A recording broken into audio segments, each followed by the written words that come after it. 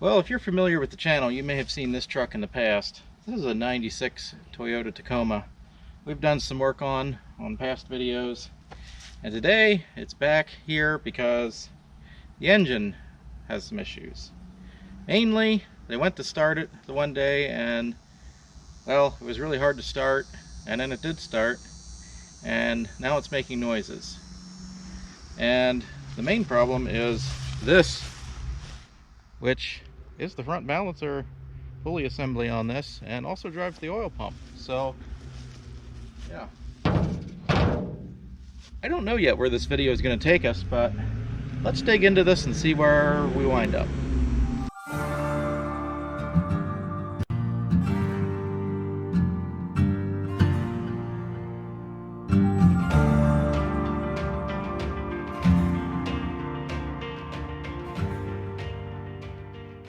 So if you're not familiar with these engines, the flats on this balancer pulley assembly slot into the engine and drive the oil pump. As it turns the gears inside the oil pump and generates oil pressure. And when that isn't doing that anymore, it doesn't make oil pressure. It does have a red oil pressure light on the dash, but you have to actually see that and pay attention to it in order to know what's going on. So there's a piece, I just reached down real quick and pulled this out, then I found this, and so I have not dug into it more than that, but this piece has to be located, and we don't know what the deal is with the oil pump yet, or any of that. So, you know, the seal around this that seals the oil pump may be gone. There is lots of metal on this, which makes me a little bit worried. That's what that silver stuff is. It's metal particles mixed with oil.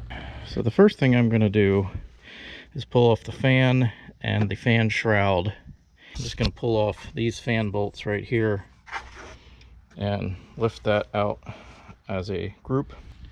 Fan and shroud are off. Now we can see, I don't know, I think to actually see anything I'm going to have to pull that oil pump cover. Well, oil pump cover is off, and I see our missing piece in here. I don't know, I'll have to take this all apart, take this out. Oh, the damage is more severe than I'd thought. This is, yeah, the oil pump ring actually broke. This up here on the timing cover is broken. I believe that's the inner seal for that part of the pump. The gear rides inside that. We're going to do some further evaluation on this to see if the engine is worth repairing without pulling it out of the vehicle. We're going to drop the oil pan, we're going to pull some bearings and do a little evaluation. We got to dig in there and see what it looks like. What I do know is that when it got here, the engine was making some pretty bad noises, but it was still spinning, so we're just going to evaluate here.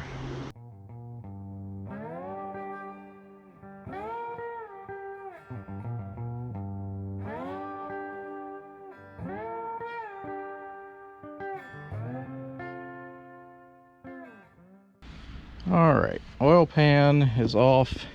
To get it completely out, you do have to disconnect the front sway bar here and pull that strut support, but that's fine. That's just a couple bolts. So I see a little bit of metal floating in the oil, but more worrisome, I see metal chunks.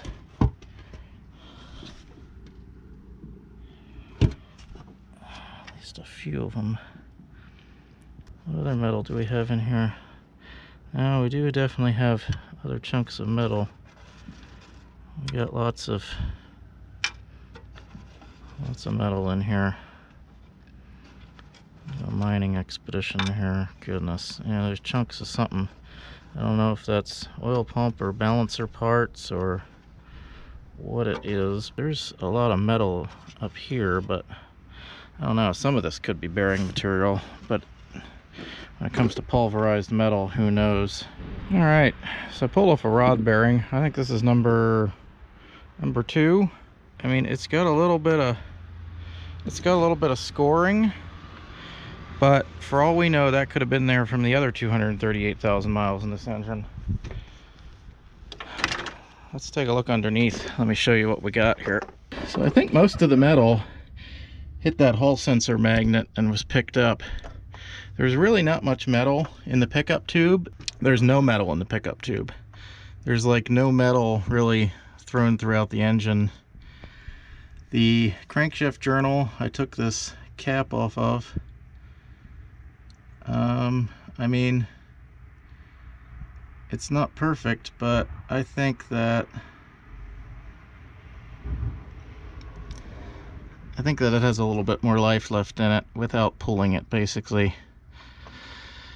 It's definitely not brand new. There's some very, very, very tiny scoring in there. It's just probably from grit over the years that got stuck in there.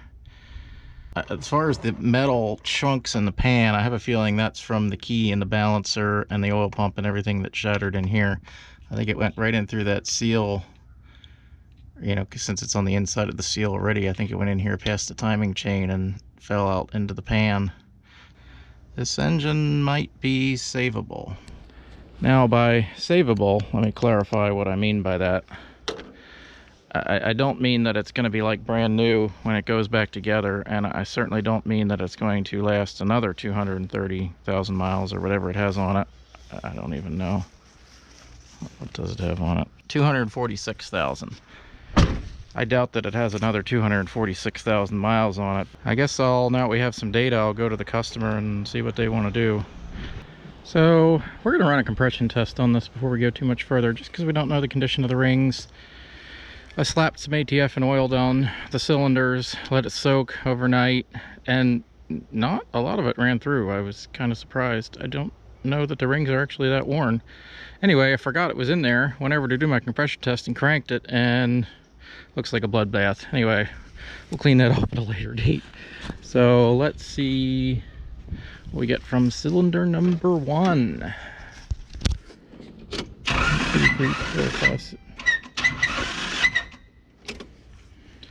Okay.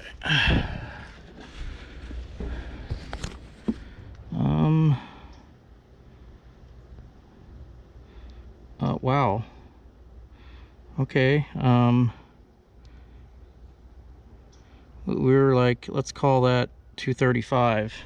That's, I mean, that's with ATF down there too, but okay, let's do the rest of the cylinders and see what we wind up with. So usually when you have low compression and you put in a little ATF or oil mix into your cylinders, you know, the compression might go up 10-20 psi. Well, a couple of these cylinders are literally off the charts. My gauge only goes up to 250 and they were above that. I can attribute some of that to the ATF, but I don't know. I'm going to assume the cylinders are in really good health, and the ATF and oil combination boosted the compression even more.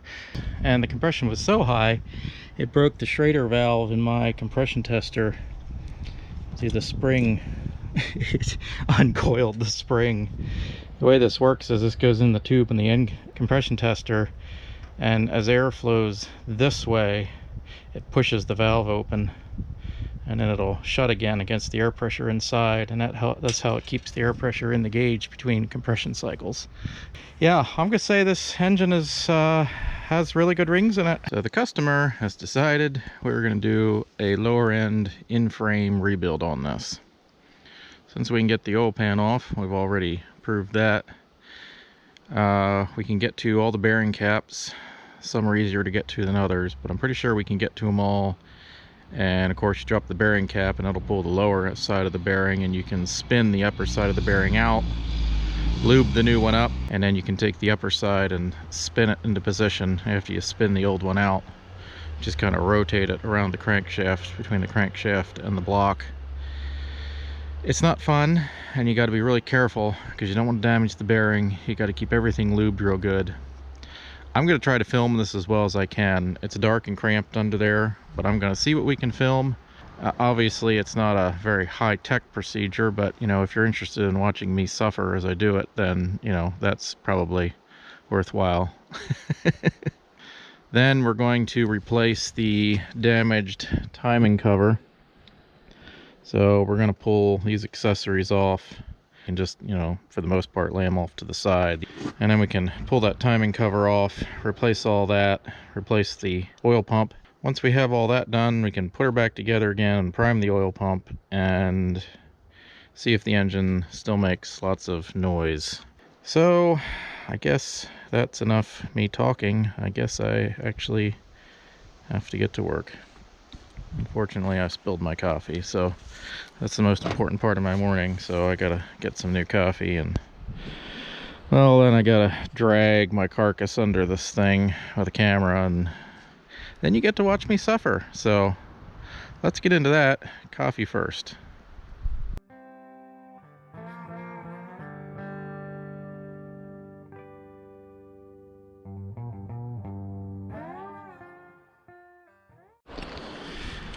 So the first bearing is out.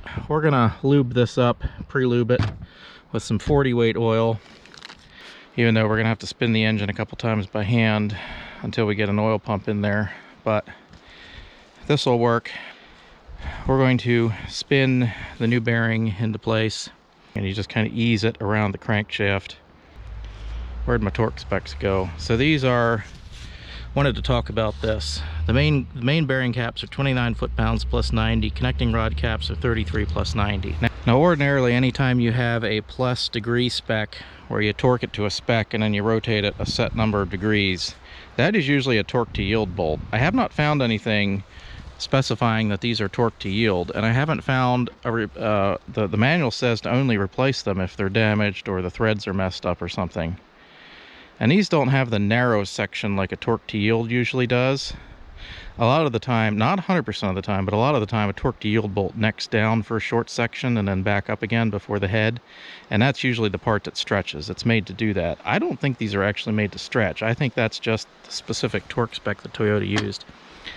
I could be wrong, but nothing I have found says they're torque to yield, and they're not readily available like the head bolts are that definitely are torque to yield. So I had a discussion with the customer about this because it's ultimately not my decision. Gave him all the data, my thoughts on it, and he said reuse them with the same torque spec.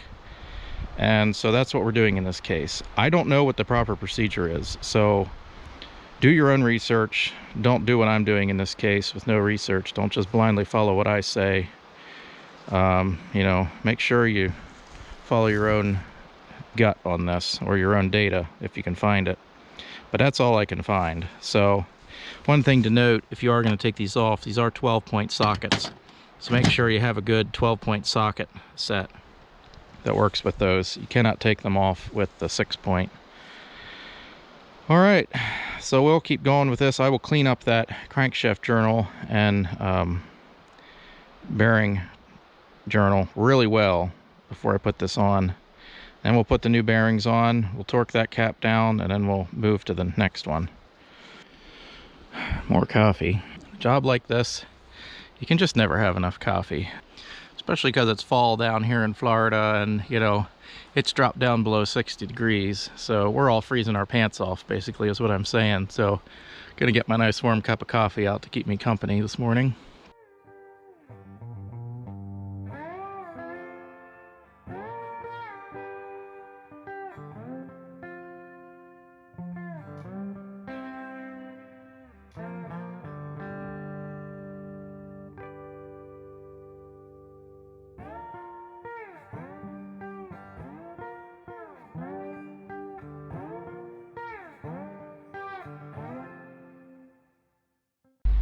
Okay, the main bearings are all done. Exactly what I'd expect out of a 230,000 mile Toyota engine. The owners of this truck definitely got their money's worth out of these bearings, for sure. We got to move on to the rod bearings next. 4 of them, a little bit easier. Again, I'm going to film it, but I don't know how much you'll be able to see.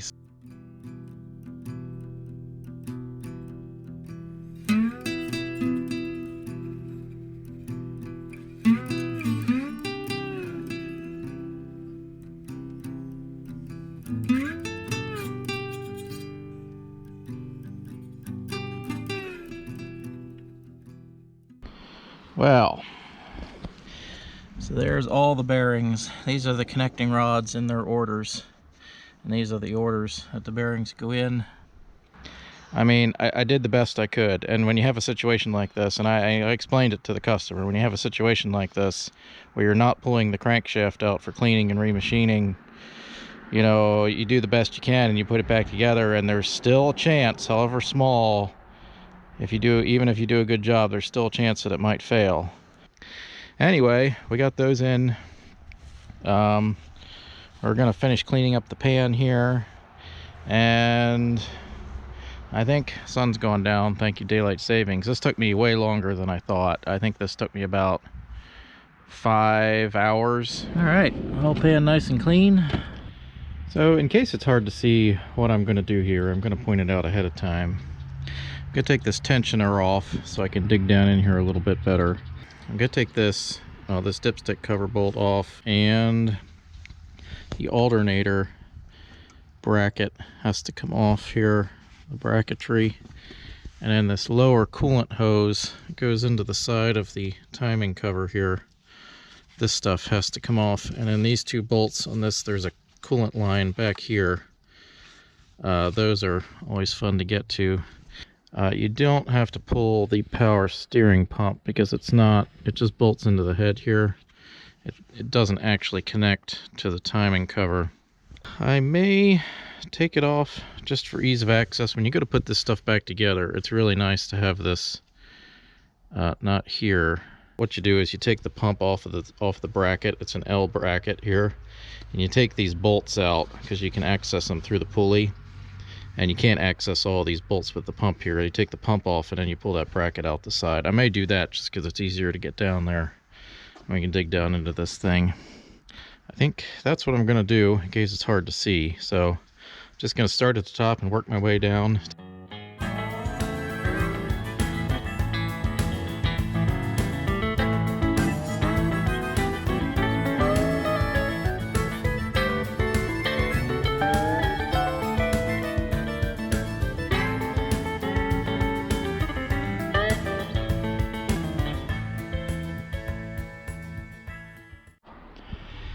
So unfortunately, you do have to take off the AC compressor bracket. I should have known that. I forgot, but yeah, you got to strip the whole front of the engine. So this is a little tricky here. I took off these bolts here on this coolant tube. I don't know how well you can see it. These bolts here, and I'm gonna try to pull the whole thing forward. Now you got to be careful with this head gasket here. I think I used RTV the last time I did this, so you're gonna go slow and careful and just kind of make sure you got all the bolts off before you do this, and then just kind of work it out. Of course, the oil pan bolts that go in vertically are already out. Now that I'm thinking about this, I think there's bolts that go down. Yeah, I could take the valve cover off because there's bolts that go down vertically here. I completely forgot about that. Good thing I remembered before I started messing with it. That means we gotta take this air box off, and yeah, fun times. All right, let's do that.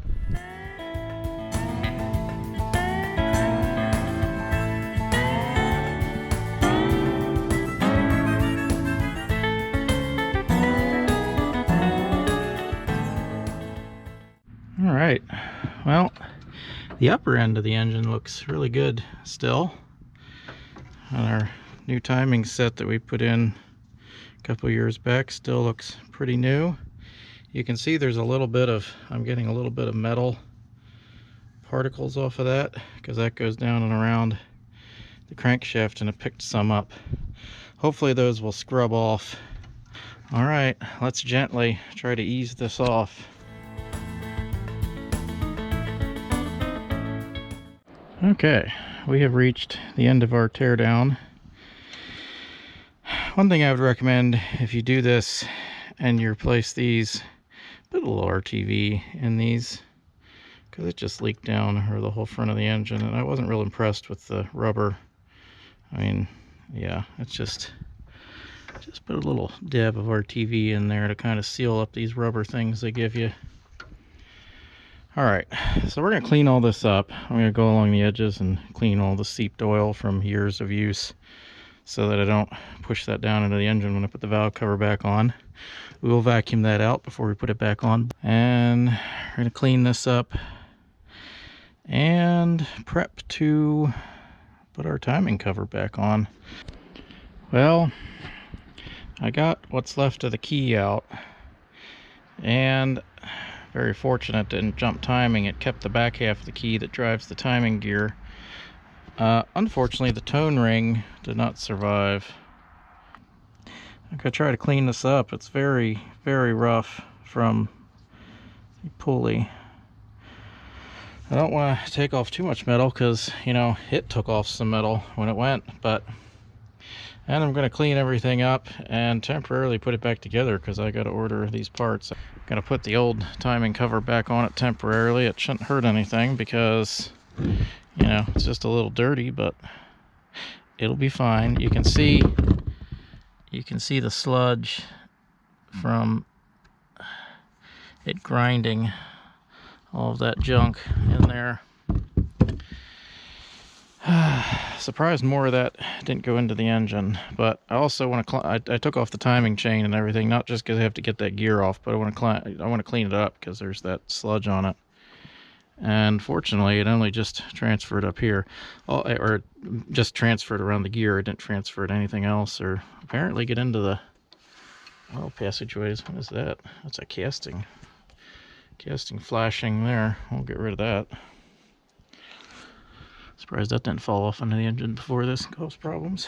Anyway, the chain tensioner, I just pulled it out and then I clicked the ratchet and put it in and put the lock back on, so we can easily do that.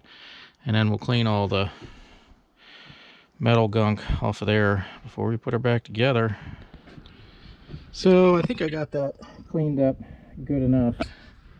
You can see there's a little bit of wear there where the previous key sheared and went around the crankshaft. This, I took off the high spots so things will go back on. Obviously the metal has dug in, but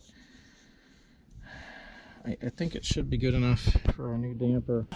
We're going to put our tone ring back on. Okay, now we're going to put in the new key.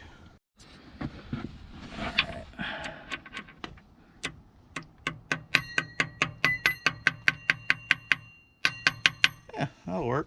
Alright, where's the cam gear? Okay, so we're going to do this the reverse of the way we put it in, and hopefully I can remember how that was at this point. So, I'm going to put this gear on. Where's my hammer?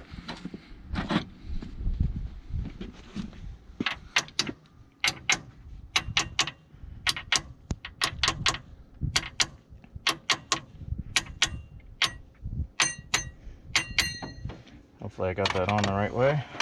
I think so.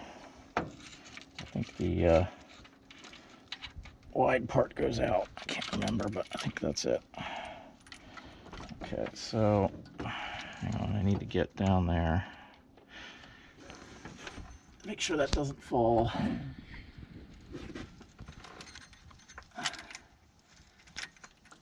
One more tooth that way. Yep, okay, now lift it up, put tension on it. Mm-hmm. Hold that. It's a lot easier with two people. Okay, got her. Ow! Oh.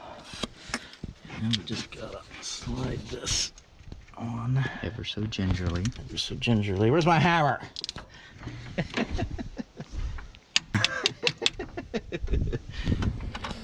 Alright.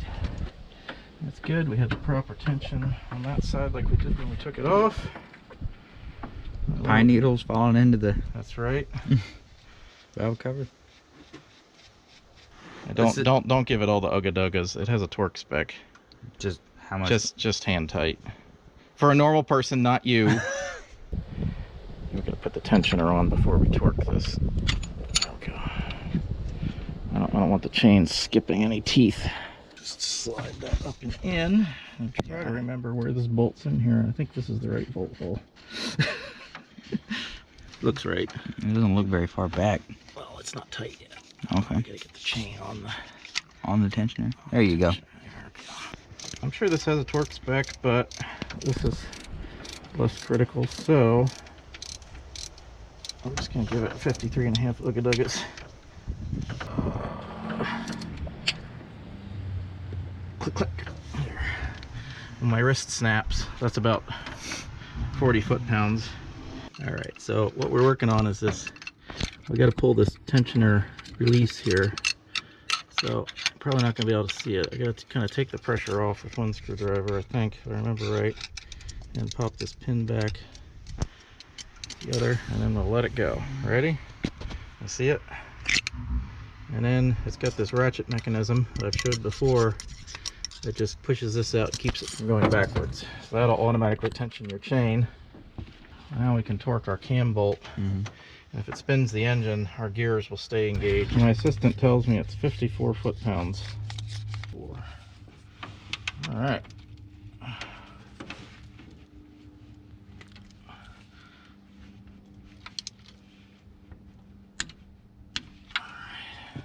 Okay, so you can see what you couldn't see before.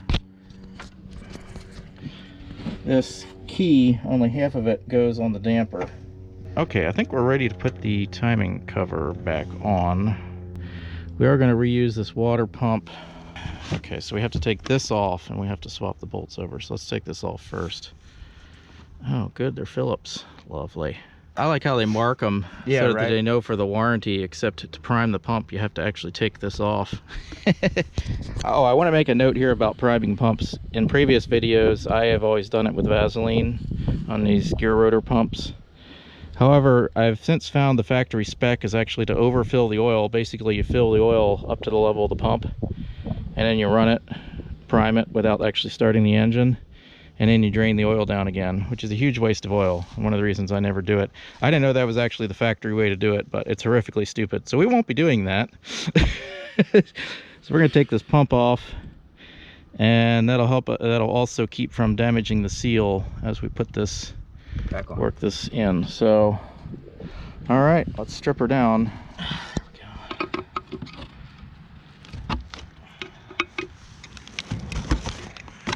Don't want to do is strip one of these out. That's why I'm pushing down with one hand and torquing with the wrench with the other. Well, there goes the warranty. How'd you just know the exact right size screwdriver? Because I've done this far too many times in my lifetime. All right, so let me just lift this up. There's two pins. Be very careful. A pin here, a pin here. Don't destroy the seal. So you can see when they pack these, they just oil, they put like a little bit of oil and stuff, grease in there, but they don't put enough grease to prime it. So why is that gear off like that? Well, that's how it pumps. As it goes around, it squeezes it. Exactly, it squeezes it through the... Now you can see on these pumps, there's a mark there, and there's a mark. Where's the other corresponding mark? It'll be on the other side, right there. So I always thought the marks are supposed to be on the same Wouldn't side, they be? but actually... Are they lined up? The other pump wasn't. So I'm thinking that's, well, I mean, that's the way it has to be. I'm curious about that now, though. Might have to look that up. Because they're not lined up, are they? Well, they don't have to be lined up because these rotate relative to each other. So they don't. But I was thinking those marks are to show which side is which, because these are machined together. I don't know. We're gonna put it together, but you can't actually torque it till you have the water pump put on, because these two bolts that go through the water pump also, they have a torque spec. I also want to note on this truck, these two upper ones are usually studs. Is this one supposed to have two washers on it, I assume? Yeah, there's a bracket that goes across there this way. So you can see one side of the gasket has the sealing surface, the other side doesn't. So the sealing surface has to go against... Well, apparently. I wish they both had it. I don't understand why they do that. That doesn't make any sense. Well, we'll supplement it with some RTV, I think. Coolant passageways here. So this is a coolant passageway, and this is a coolant passageway. They're in and out of the pump. And then down here is your oil passageways. Here, I think that's oil. So all the rest are just non-pressurized oil that you want to keep out, and that's fine. What I'm going to do is put a little dab of RTV around here, just a tiny bit, just to make sure that we get a nice seal on this paper side of the gasket, because I don't trust these. I don't want a lot there. I just want, just like they have on the other side.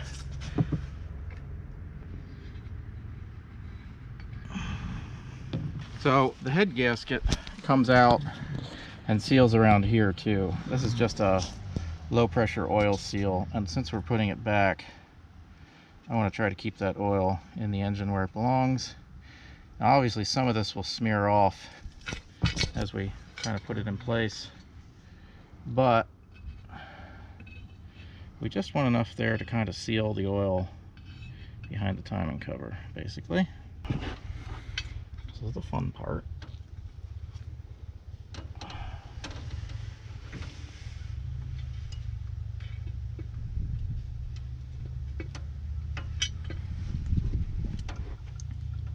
I'm having memories of this, and I think I got the tensioner in the wrong hole. Yeah, I'm sure that's in the wrong hole. Supposed to go down here, maybe? Alright. Now, should be lined up. Glove. So we're going to run a couple of these in hand tight. The torque specs are not that high for this at all. I mean, we're talking like 14, 18. First, we're going to draw it up with these. So we're putting the alternator bracket in. We have to do the same thing with the AC compressor over here so that we can have access to finally torque these bolts down. And then we have to put the water pump on so we can torque these. That's why we haven't torqued anything down, because you got to torque them down all at once in a pattern. That's one of the reasons why I hate this, because it's a horrible design, because you have to get it kind of in place and flat and everything without over torquing the bolts. And yet at the same time, you want to torque them down in sequence. It's a pain. Oops. Gloopy gloppy. Lieben glauben gloopen. So I'm using RTV because this old gasket doesn't seem to want to come out without scoring the aluminum. The gasket scraper is actually getting down into the aluminum here, so we're just gonna we're gonna cheat. What's this little pocket for right here? That's exactly what it is. It's a little pocket right there. That's it? That's it. Doesn't have anything in it? No water or anything? Nope, just air. So for some reason this gasket that we got has this rubberness on one side but not on the other. Why they would do that, I don't know. If this had gone against the water pump, I probably wouldn't have RTV'd it. I'm not sure why they only put that on one side. I don't quite understand the reasoning. So we have tried to find a torque spec for these water pump bolts unsuccessfully. So, you know, we're gonna just use the standard torque spec for, you know, whatever M10 bolts or whatever these are, which is, you know, basically till my knuckles crack. You don't want me to do it? Definitely don't want you to do it. Alright, so when you put in a new timing, when you order a new timing cover, they don't give you the dipstick insert, apparently. So this is just press fit. You take a punch back there and you just drive it out of the old timing cover, and then you just tap it back into this timing cover. And that is what seals around the O-ring on the dipstick, which I think we're maybe going to replace. I'm not sure. It looks a little flattened. A little bit. Okay, so we're going to torque this timing cover. I don't know if you can see it down here. There's a bolt that you absolutely cannot get to with a normal socket or wrench, and there's no way around it. There's literally no way around it because you have to torque this bolt that goes through this bracket on. We're just going to wing it. So basically torque specs are different for these different size bolts. I'm going to torque the water pump first. And I'm going to assume that there's a pattern here that I'm not going to follow, but I'm just going to kind of tighten them like this just to get them close to the spec. You don't want to take it, you don't want to run one down to its full spec while the others are still kind of really loose, basically. It's just not good practice.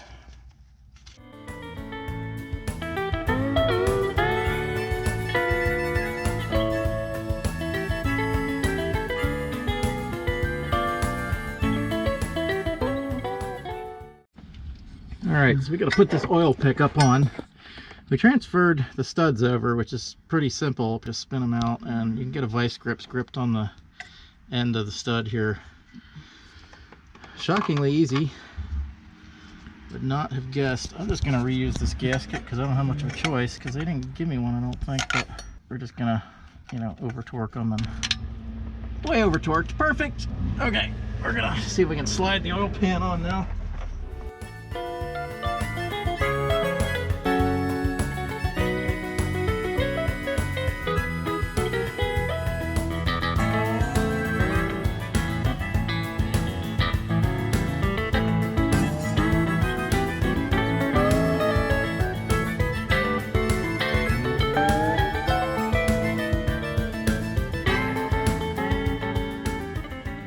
Is basically packing this pump full of Vaseline, and the reason I use Vaseline is because it harmlessly dissolves in oil. You can use grease. Some people use grease, which I never understood because that immediately contaminates and plugs all your oil galleries. You should never use grease. It has to be something that can dissolve in oil. Anyway, what you're trying to do is fill those air gaps between the rotors and the gears. I'm trying to fill those air gaps so that when you start it up, it immediately creates a suction.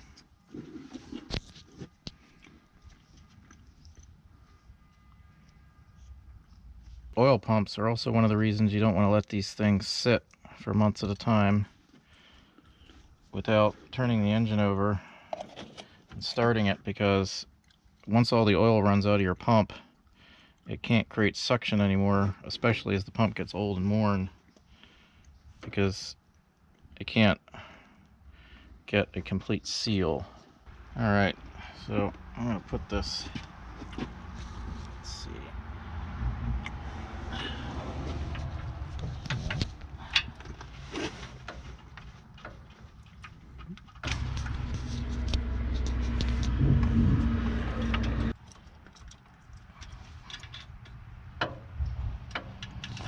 So this goes through the seal in the front of the housing there. You just want to, you know, don't put it in dry. I'll just put a little bit of there and ease it onto the shaft as well.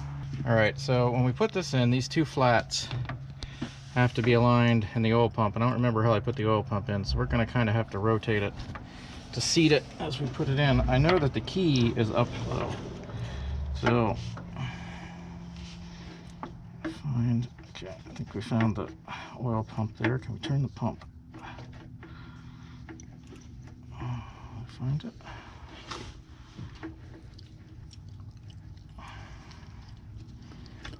There we go.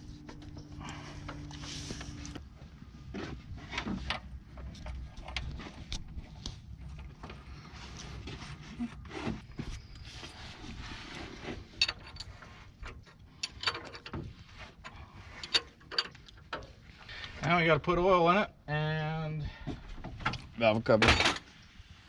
Alright, so we're going to put oil in this. We have the oil pump together, damper on, oil pump filled with Vaseline. Basically what we're going to do here, I torqued down the valve cover to the spec we don't have. Basically 53 Ugga so my elbow cracks. We're going to put in a bunch of oil and crank it over with the distributor disconnected. Well, it's never been reconnected. And see if we can get it to prime. Alright, so we're going to go by the oil light. So turn it to run first. Make sure we get an oil light. Okay, that oil can light right there. Alright, give her a crank. Okay,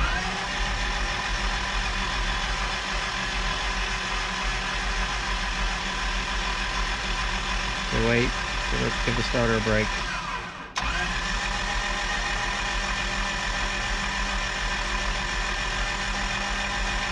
Keep going. Okay, give it a break. Okay, turn it off. Now turn it back to run. Okay, now crank it. Okay. Turn it off. We got oil pressure. Alright, we're gonna pop this thermostat housing back on here and make sure this RTV gets drying. And then we will proceed with putting the rest of the front of the engine back together. Found my cap. Oh, I found my cap. Alright. Okay, so we'll come back to that when all the RTV is dried. I did RTV these here because these stupid rubber blocks don't seal good after it heats up. So hopefully that'll prevent in the future this oil from just flooding out the front of the engine like it has from last time. So all right, next step. So obviously our new damper doesn't have all the pulleys on it necessary, so we're going to pull them off of our original damper.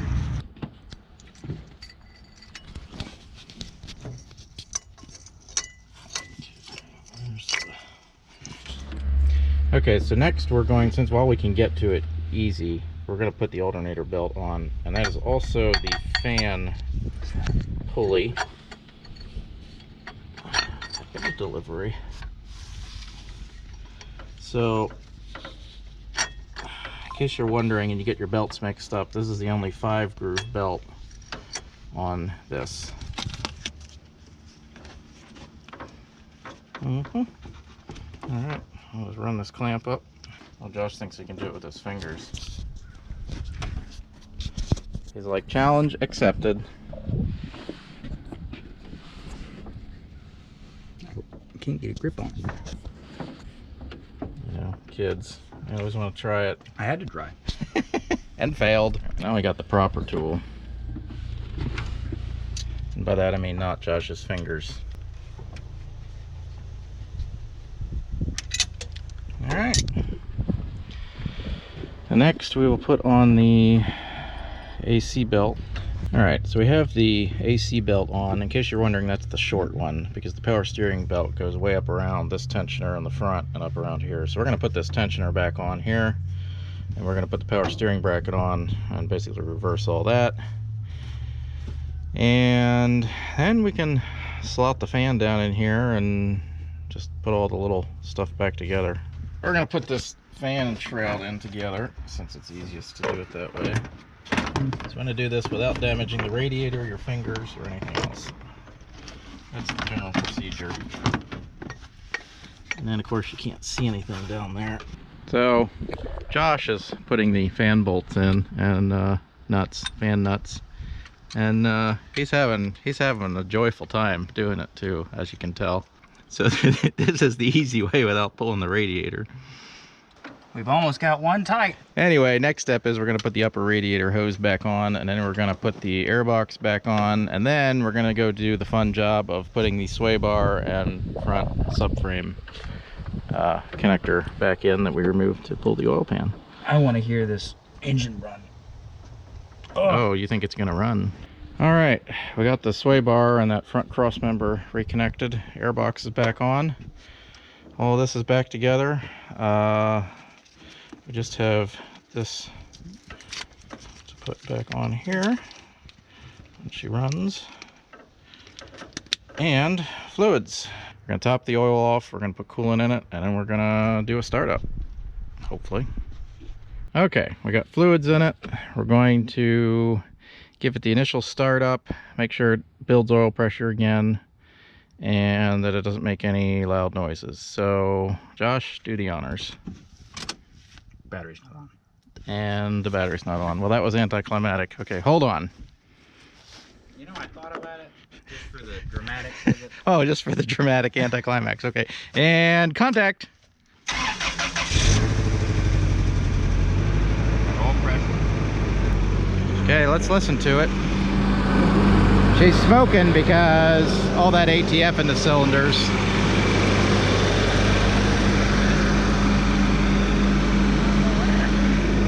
all that ATF is just, well, this is where we make the neighbors mad, folks.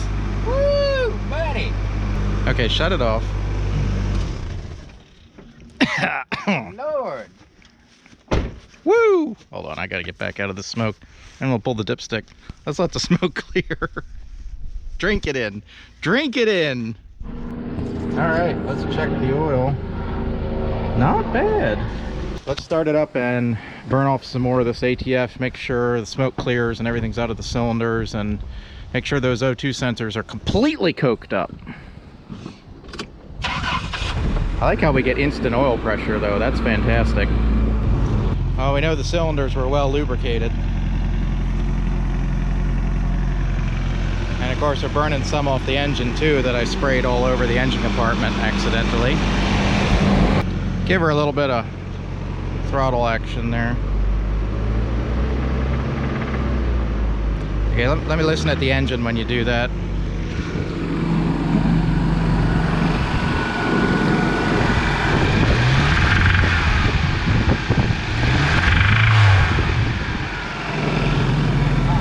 I don't know, hold it at about 2,000 RPM. Hold it at about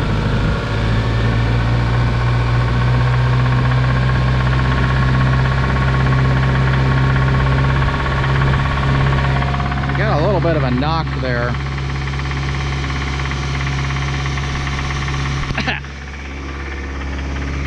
Okay, so this is in drive with load on it and it's not knocking. I'm not sure. Maybe that number 1 bearing isn't happy.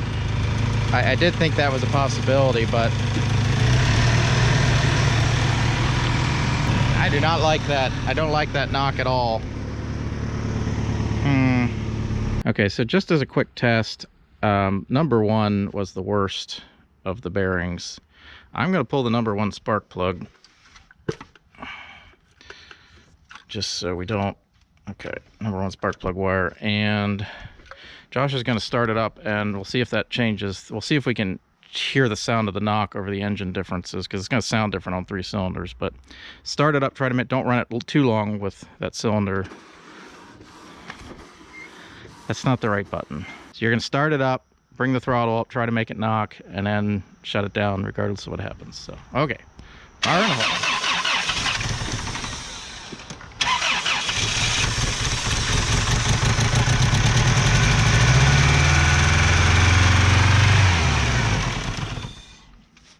Yeah, I didn't hear the knock there. I think it's the number 1 cylinder. There's still some fine metal in there. And I don't see at this point, we don't know if that's residual or if that's from the new bearings. Well, let's pull back her in, put her up on the stands and change the filter and maybe try to burn some of this stuff off. I don't know. Let's do that.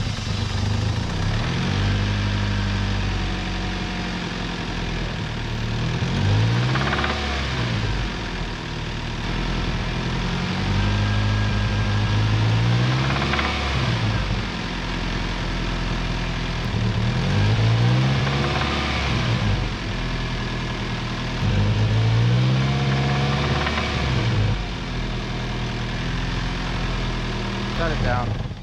Okay, so with the stethoscope, what I'm getting is it's definitely not valve train noise, because I can hear the valve train very well, especially the intake valves over here and the exhaust valves over there. You got pretty good access to them, and they don't change in sound along with the RPM other than just, you know, speed. I'm having a hard time actually pinpointing it on the block, which could be indicative of a rod knock. It's definitely not a main in that case. I'm pretty sure it's not a main anyway. Well, I think we failed on this one. I don't know what to say other than that. Other than obviously don't do this. What's done is done. So there's a good reason not to do it. Take it to a machine shop. At the very least, take it out of the vehicle so you can take it to a machine shop. And don't try that, because just because you think it might work because it's a Toyota doesn't mean that it will work. That's what I'm saying. Well, we failed pretty miserably on that one. I'm disappointed. I knew there was a big possibility of this happening, and I warned the customer as such. And I really tried to talk him out of doing this job, because this is a risk. It's a gamble when you do this. What was wanted here was a cheap option, and this was the cheap option. You know, just quick bearing swap and cross your fingers and hope it works. Anyway, this was probably all told a pretty useless video, other than don't try this because there's a big risk that it won't work. And it's just not a good idea. You know, it's not something I like to do, but if someone wants me to do it and they're willing to take that gamble, then we took that gamble and it didn't work out. So, oh hey, it's me from the future here. I've decided, since I'm a little too tenacious, The next week, we're gonna dig into this, see what went wrong, and see if we can fix it. So, if you're interested, tune in for that. Anyway, feel free to like, subscribe. I don't know if anyone will like this video because, well, it's kind of depressing overall, but as always, thanks for watching.